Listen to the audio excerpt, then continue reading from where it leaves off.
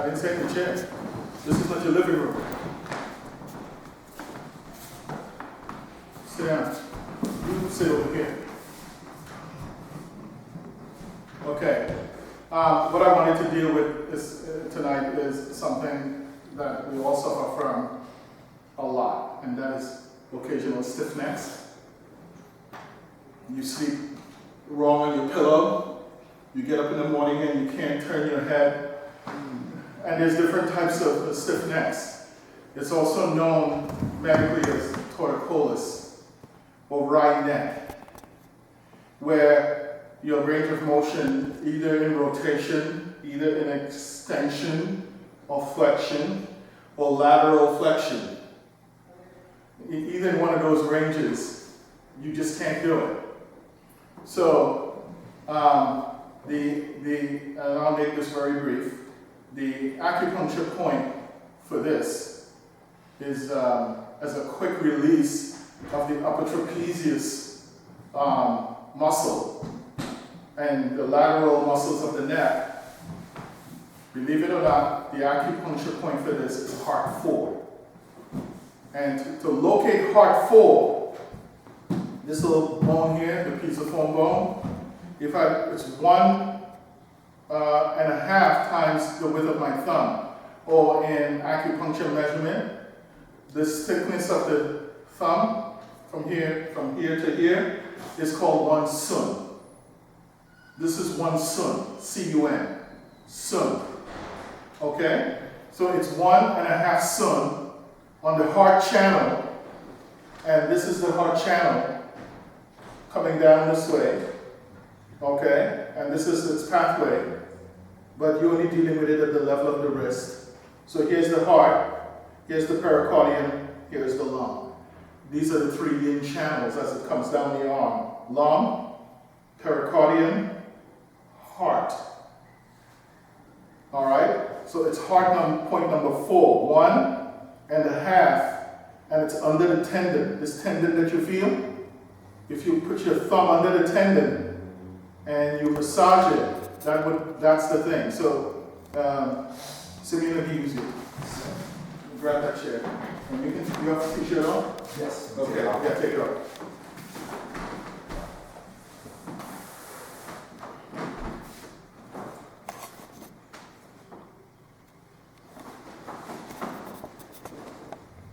Okay.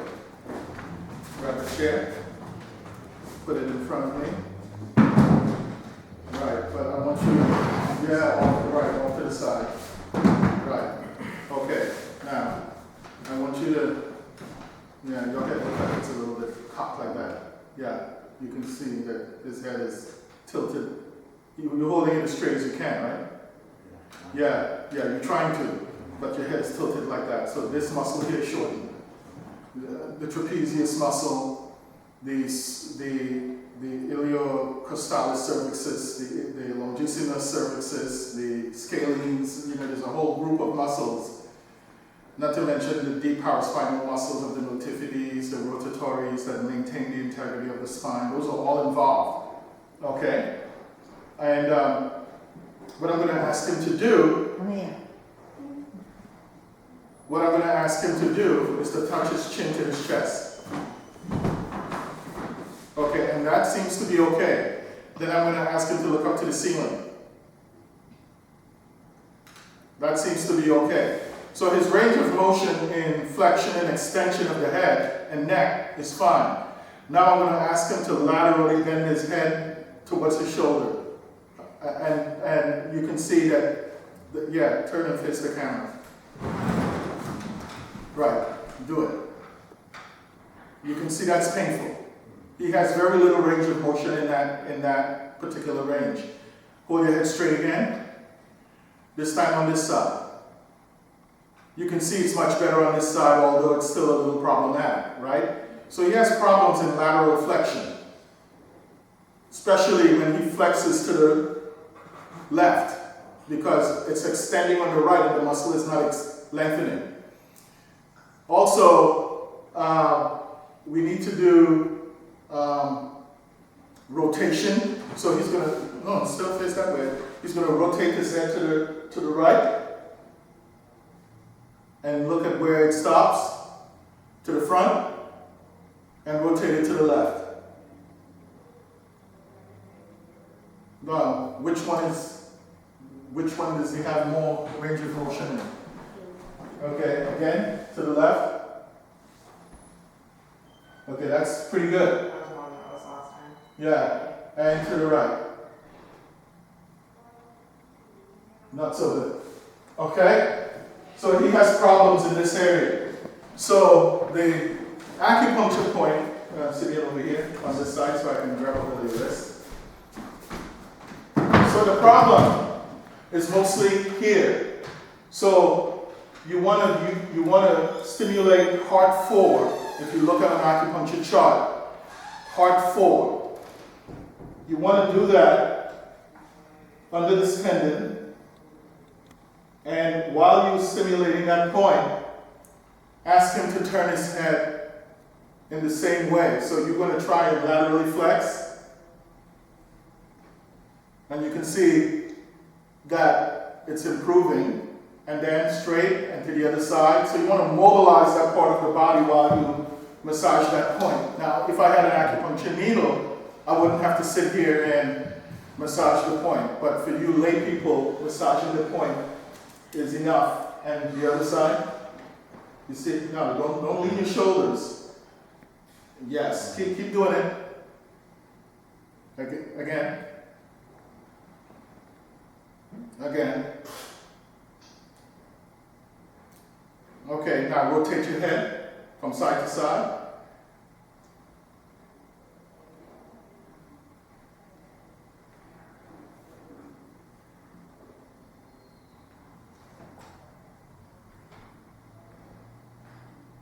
Okay. Okay, it's much improved, right? Okay. Now, why would a point on the heart meridian treat the lateral muscles and posterior muscles of the neck, which is mostly along the gallbladder meridian?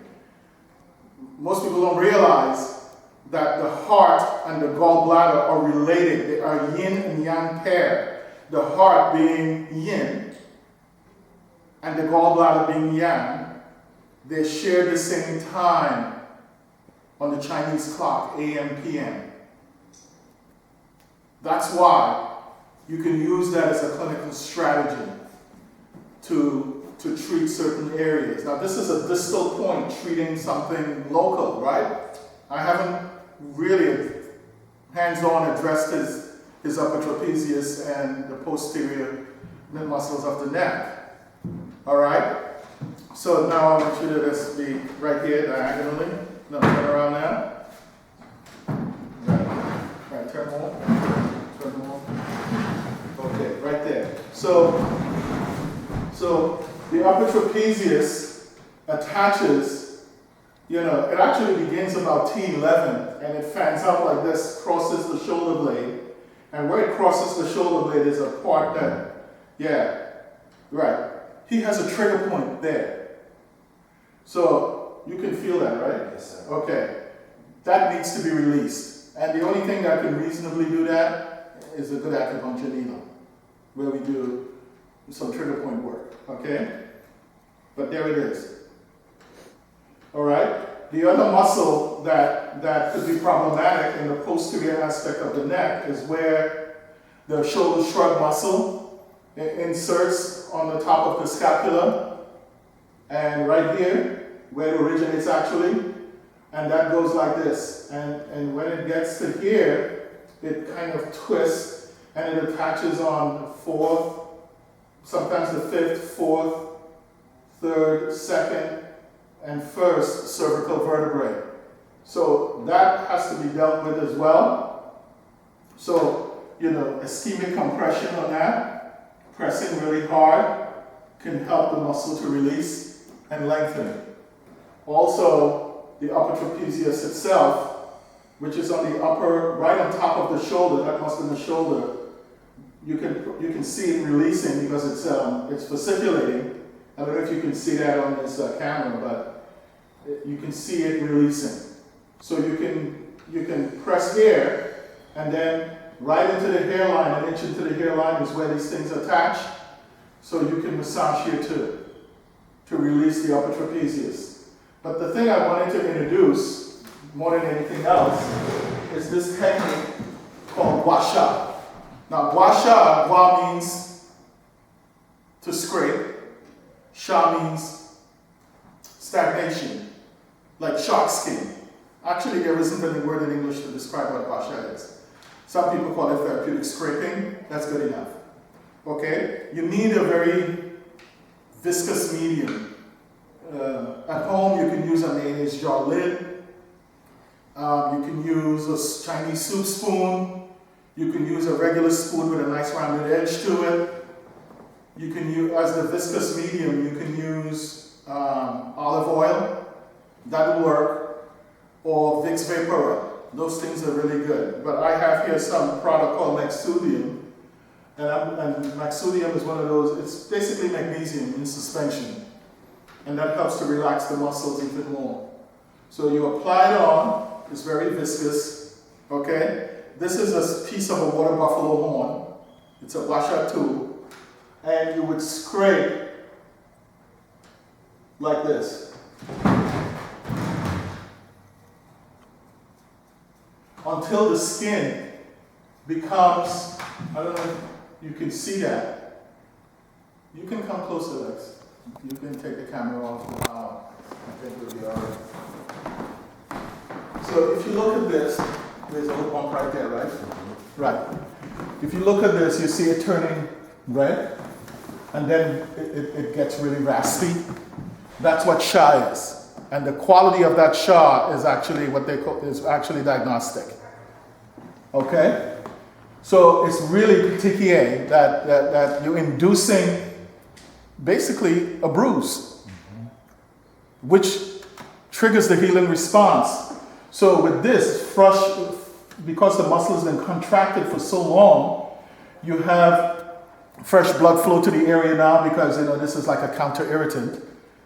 You have fresh blood flow to the area now, you have nutrient delivery and what have you. So and you have lymphatic drainage for the superficial lymphatic vessels. So you can see how that looks, right? It looks kind of nasty. He's when he gets home, his wife is going to think I abused him. But this is actually one of my favorite modalities to use because it's like doing a broad stroke acupuncture. That's really what this is. This is great because you can see how it's with very little stroking. You see how that's coming up. There's a lot of stagnation there. And physiologically, what that means is because the muscle is very taut or tight, you have a local energy crisis occurring there. I don't want to explain the physiology and what this local energy crisis is all about, but for you healthcare professionals, if you're in this kind of work, you would know what I'm talking about. All right? So here you go like that, and you have to be very, very firm and vigorous about it.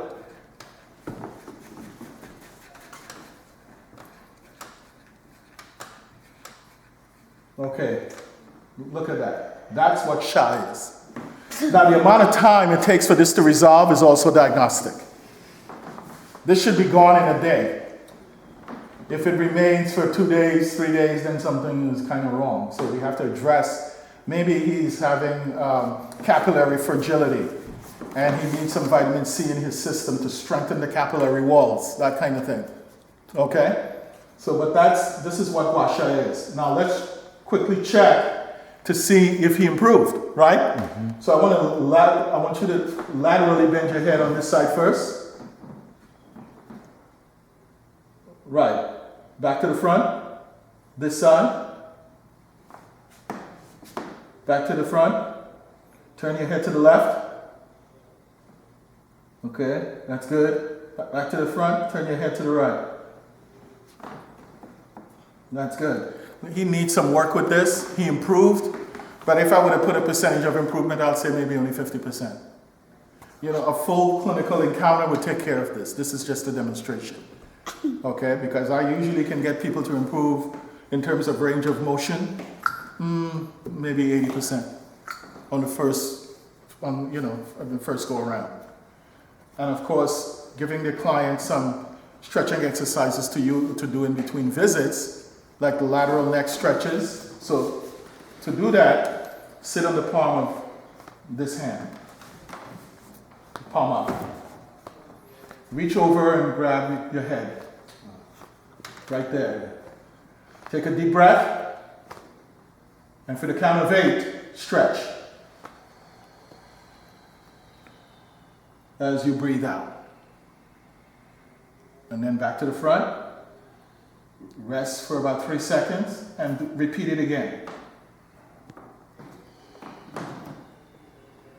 Right? You can see the shoulders, you can see that stretching, right? You can see it spasming almost. That's because the muscle is lengthening and it's fighting.